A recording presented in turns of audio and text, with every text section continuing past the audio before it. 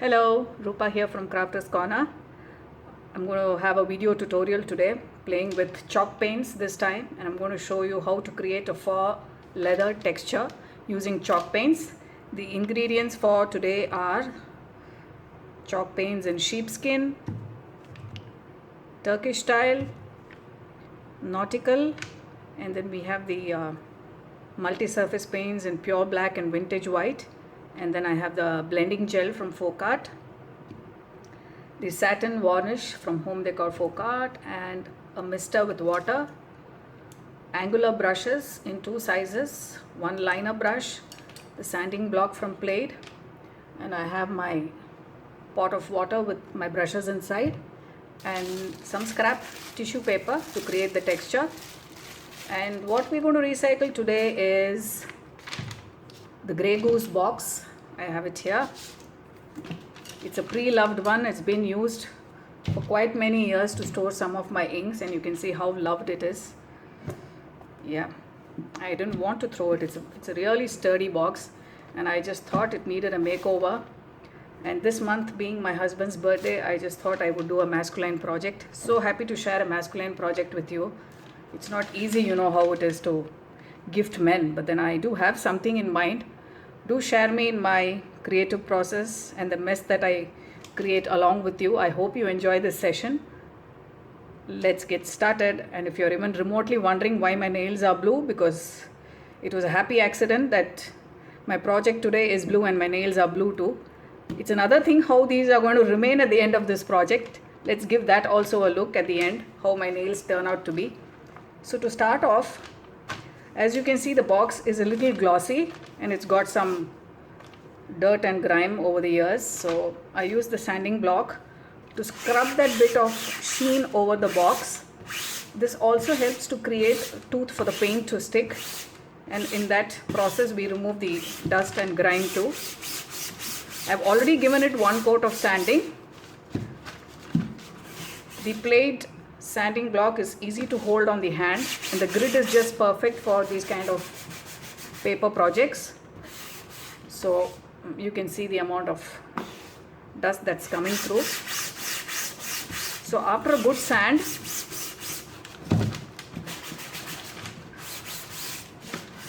it is always better to give it a wipe.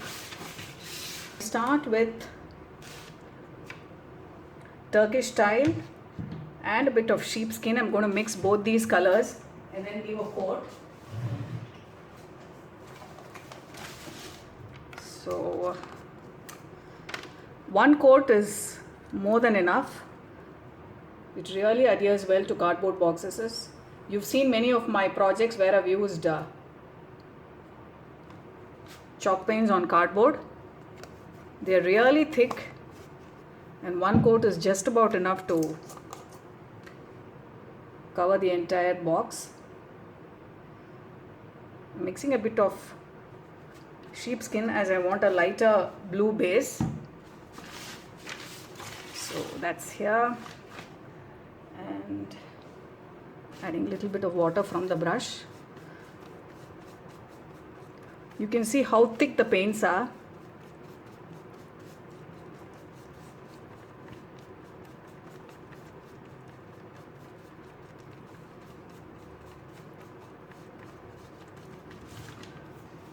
Yeah, that's a lovely light blue.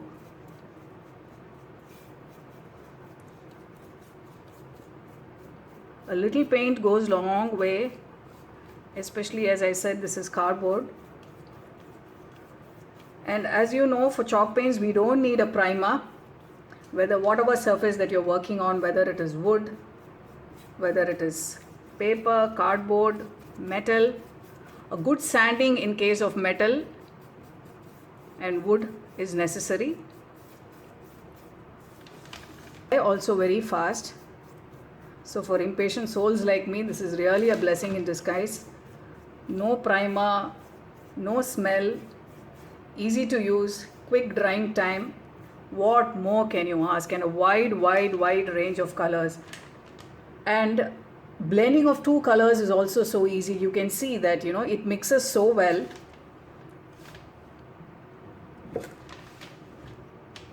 So I'm going to cover the entire box. So I'm back with the one coat of paint done, and I've used the heat gun to dry it.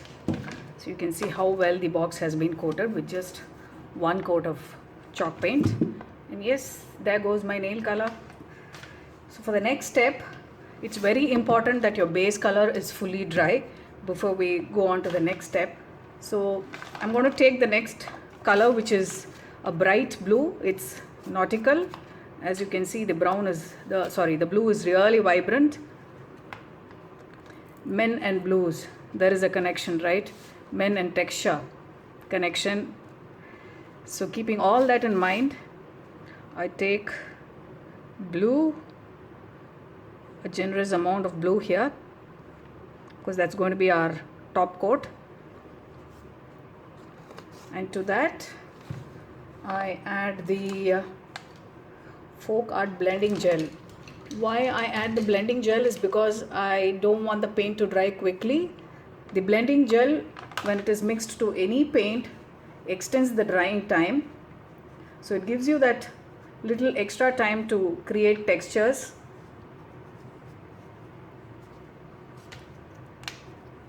I'm going to mix an amount of blending gel there. Give it a good mix. Look at that blue. Look at that blue. I'm loving it. I'm loving it. Let's see. I do have a vision of what I want to do. I only hope it turns out to be that way. So I'm going to give an application on the top. Take your time because we have the blending gel. There's no hurry. It's not going to dry that fast. So I'm covering the entire top surface with the vibrant blue.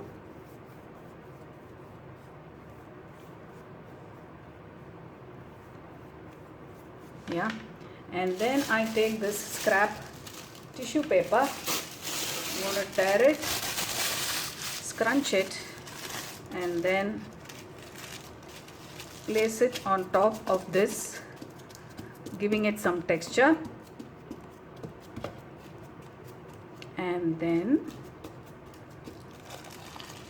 pull it off. Look at that texture. So again, no hurries. We have the blending gel, so take your time to do it.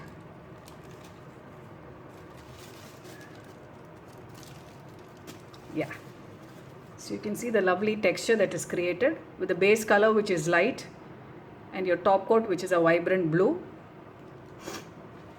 Okay, let me show you one more portion.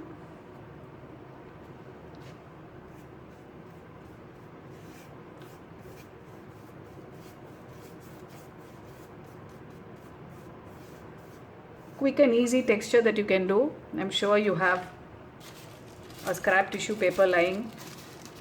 So again,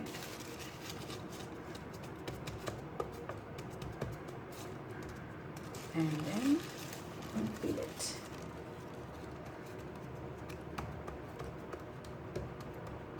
So let me finish the entire box and get back to you. This is not going to dry soon because we have the blending gel. I'll see you on the other side with the entire box done. So I'm done with all the sides of the box. I've created the fall leather texture and I'm drying it up. I'm going to show you the technique one last time on the base of the box. You can see that though I have got back to you after some time, the paint is still wet along with the blending gel.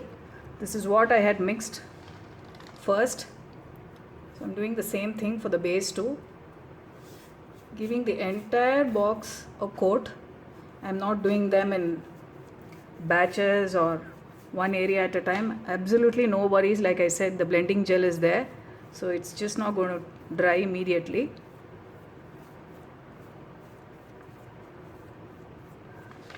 Why leave the base of the box? That can be leather too, right?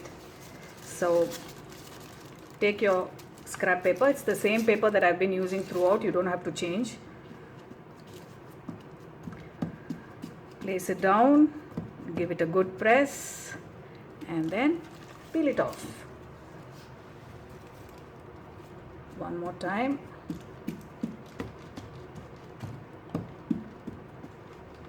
Good press and peel it off, so you can see the texture, the faux leather texture which has been created.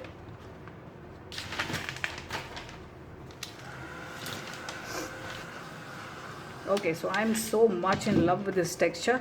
This is done in a jiffy. Can you see the lovely texture there? And yes, my nails too, it's got texture. I have intentionally kept the center band like this. I like the contrast. I don't know if I'm going to leave this blue, or you never know, I could just change my mind. So the texture is done on all sides and the base. And I don't want to waste the paint that has been left. I'm thinking I'll just do some sponging. I don't think the texture is going to look too good inside. And it's not going to be convenient to do the texture also inside. So I'm just going to take some scrap sponge and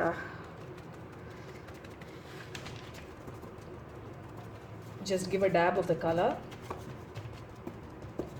It is difficult to reach inside. Again, if I'm not going to like the look inside, I shall cover it up with pattern paper. And as I said, it's going to be a watch box, so I think a pillow is going to come inside to hold the watches. So it really doesn't matter. I don't brush in. Okay, so we're done with the texture. Let's move on to the next step. I'll just clean the mat and get back to you. It looks like my camera switched off suddenly as I was doing this technique. I just squirted a bit of pure black and then took the angular brush, and I have some water misted here in the mat. You could use a sponge to do this technique too. So what I'm doing here is giving the brush a good wash, removing the extra water, and then dipping the topmost, the highermost point with paint, and then stroking it basically to blend it with the water. And then I'm blending the edge with that paint. So what it does is it blends with the water and gives you a kind of shading from dark to light in just one stroke. Alright, so I'm doing that again. I wet my brush, remove the excess, dip the highest point in paint, blend it on the mat, and then work on the edges. So you could do this with an angular brush if you have, or you could do your regular distressing with a sponge, where you will load your sponge with paint and then you could go about this same technique. I'm loading again and then working on the edges. So let me do this to the entire box and I'll show you how it looks after the distressing is done, right? So I've done the bit of blending on all the sides and I just thought I'll show you one more time.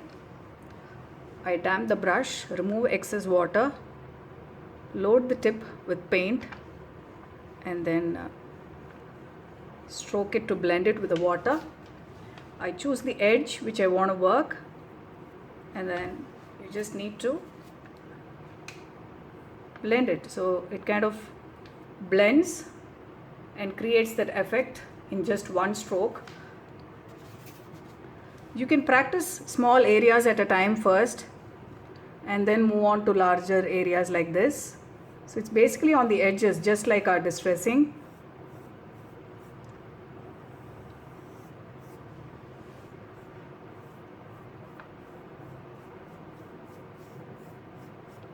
If you think this is difficult, you can use the sponge. I found this very interesting because it's just one stroke and you're done with your blending.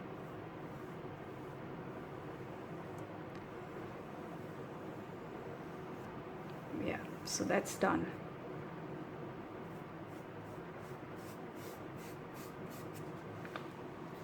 So that's the box with the distressing done.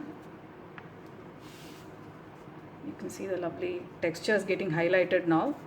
With the black distressing, the design kind of pops out. Can you see that? Let's move on to the next step.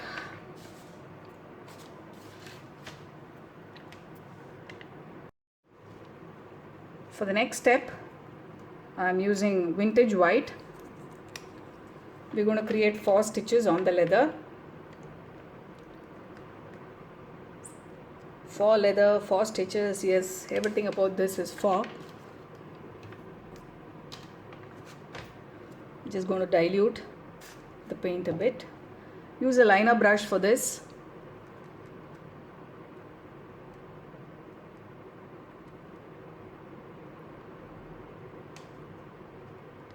The paint shouldn't be too thick or too runny. Okay, so that's loaded. And you go about creating your 4 stitches. Slightly away from the corner where you've done the distressing.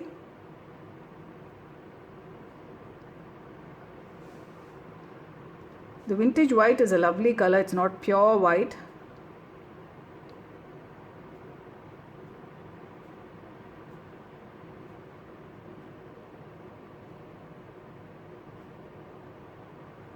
I don't think creating 4 stitches should be difficult.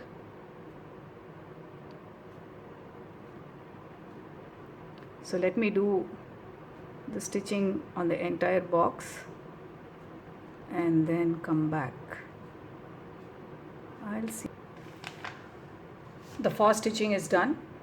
I have done the stitches all around the box. You can see how it looks as of now.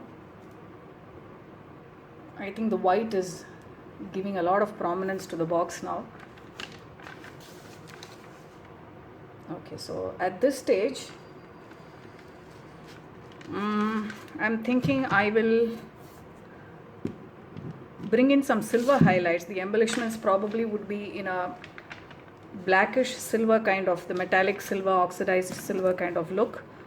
So I want this band to be silver. So I'm going to paint that, for which I'm going to use the liquid leaf in silver. That's the liquid leaf in silver. It's a solvent based metallic color. So you need to actually shake the bottle for the pigments to mix. Rich and thick it is. Like I said, it's solvent based, so you need a thinner or turpentine to clean your brushes. Let me take a thin brush now and cover the center area. I want this band to be in silver. I told you I'll keep changing. So that's going to be silver again.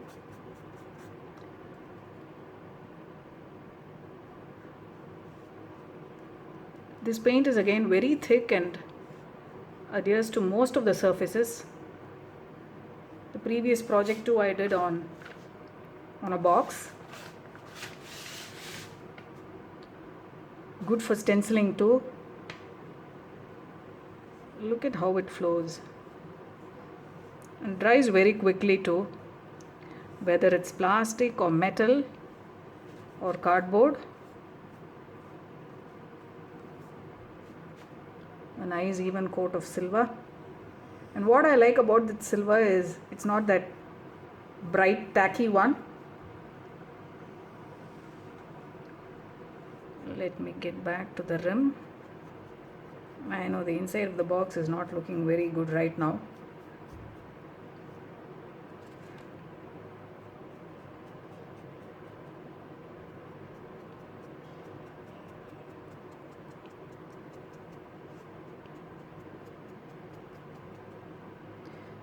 Is gold a good color or silver for men? Another question that's popping in my mind right now. I know silver complements blue, whereas copper or gold looks better with the warmer tones like reds and oranges. So I think the silver painting is done. So that's the box as of now. At this stage I would like to give the box a coat of varnish, one coat of varnish, just to protect the work so far, and then I would go about with my embellishments. So for the varnish I'm going to use the home decor satin finish. This is a very thin varnish, it's not like thick and not very glossy too. Perfect for these kind of paper projects. So let me take my brush.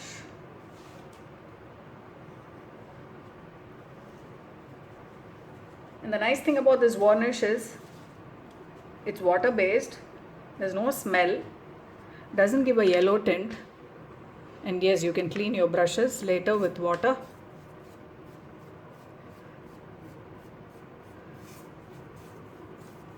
Varnish instantly pops up the color. Just look at how the blue is shining through, and you can see the base, the lighter blue also, and the texture, and the faux stitches, of course. Yeah, all showing through one coat of varnish.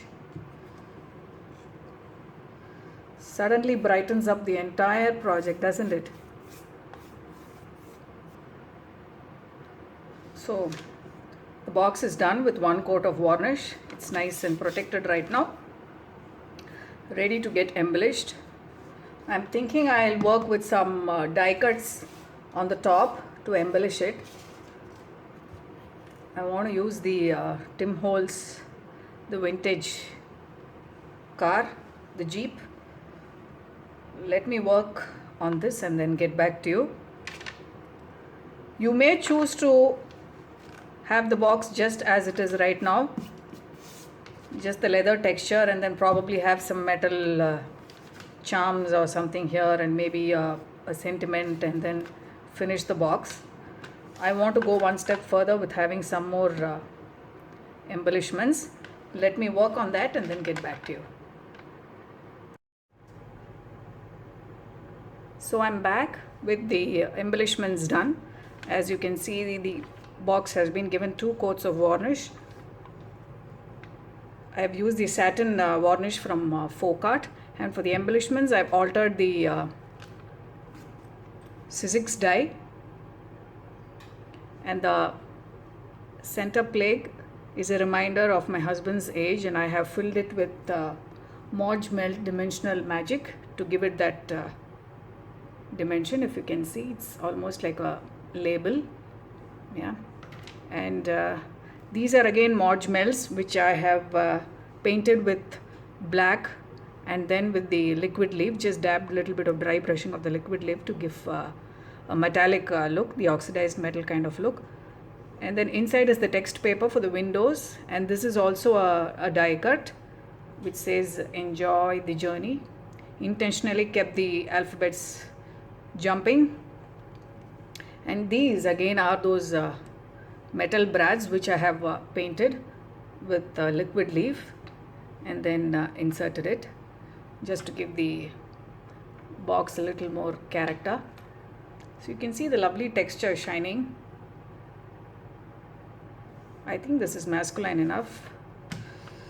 Well, then I didn't want to stop, so I have a little more of embellishments in the front. These are again the gold metal charms which I have painted with the liquid leaf. It takes on to metal so easily, I could alter it in seconds. So these are now silver charms. So there it hangs in the front. And are you ready for the box to open? Yes, and yeah, so that's how the box looks when it's open. I made a pillow inside with an old corduroy jeans. Yes, I had to rip it open. It was tearing in places, and I just thought it was perfect for this project. So yes, did some stitching in the machine and then created a long pillow. I think there is space for another 2 or 3 watches, what say. Maybe he'll get one along with this box, but that's pretty much the collection as of now. So I'm glad these watches now have a home, a cozy place to stay. And this is blue, and it's got texture, it's got embellishments. There's a reminder of his age there. What more for stitching? I'll have some pictures at the end. Do have a look. I have a small surprise along with this. I managed to make a pen holder too, if you can see. This is made with the brown tapering. Same technique I've used, but then for this I have used Bordeaux. The chalk paint used is Bordeaux, to which I added a little bit of brown paint and then applied it and used the same tissue paper technique, and then the faux stitches with the black distressing and some charms in the front. So yeah, blue and red, not a bad combination. I think it looks pretty masculine. So that's pretty much the end of this project. I hope you enjoyed it. I'm looking forward to hearing from you. If there's any queries, do let me know. Give me a thumbs up if you like this project, and do subscribe. I'll have more tutorials coming. Bye bye.